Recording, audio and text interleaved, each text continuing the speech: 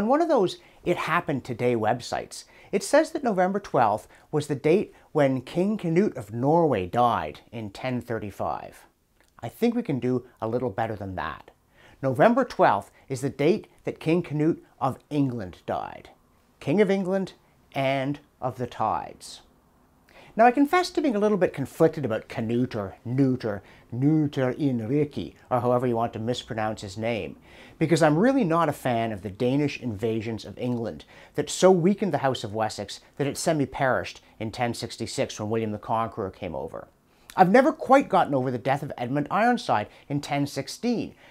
He could have been a contender if he hadn't died in battle or been assassinated or whatever happened to him. He could have restored the glories of Edgar the Peaceful, Athelstan the Magnificent, and Alfred the Great. I'm just sure of it. On the other hand, it has to be said that one of the reasons the Danes, Svein Forkbeard and then Canute, got a reasonably warm welcome in parts of England is that Edmund's predecessor and father, Ethelred the Unready, was a terrible king. He was both weak and wicked. It's an awful combination. And in the English tradition, you don't get to be king just because you got the bloodlines. You actually have to be good. And that's the thing about Canute. Danish invader or not, he was a good king. Some actually think he was great. That's what Inriki means in Old Norse, or at least that's what Wikipedia says. I don't know, it could mean the donut and I'd be none the wiser. But Canute was a good king because he tried to rule justly. He tried to listen to his people. He tried to govern in the tradition of the best kings from the House of Wessex. Now that might seem like an odd thing to say. I mean, Canute, isn't he the fool who thought he could stop the tides? No, he's recently been the victim of a gross historical slander.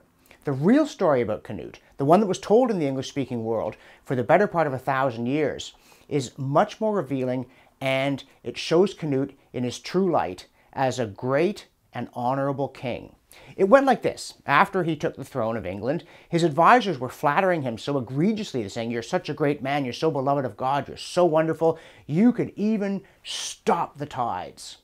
And Canute said, "Gee, what an interesting theory. Let's give it the old empirical test." People weren't all a bunch of superstitious idiots in those days. Some of them at least believed in our vaunted evidence-based decision-making. So Canute had somebody carry his chair down to the shore at low tide. He sat down in it, and when the waves started coming in, he raised his hand and said, "I am Canute, I command you to halt." Of course, they didn't. Instead, salt water poured into his boots, at which point Canute turned to his advisors and said, "Listen, you idiots, I'm the king. I don't need paid flattery from the high and mighty. I get that stuff morning, noon, and night. What I need from you, my advisors, is the truth. You need to tell me what's really going on. You need to tell me when I'm messing up. You need to tell me what I can't do. You need to tell me when I'm contemplating making a mistake, because how else can I govern these people justly?" And that was a model of kingship in the English-speaking world for 1,000 years.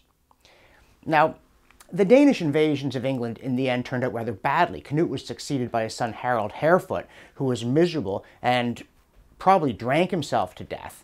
Then by his half-brother Harthacnut, who hated Harold Harfoot so much, he had his body dug up and flung naked and mutilated into a mudflat.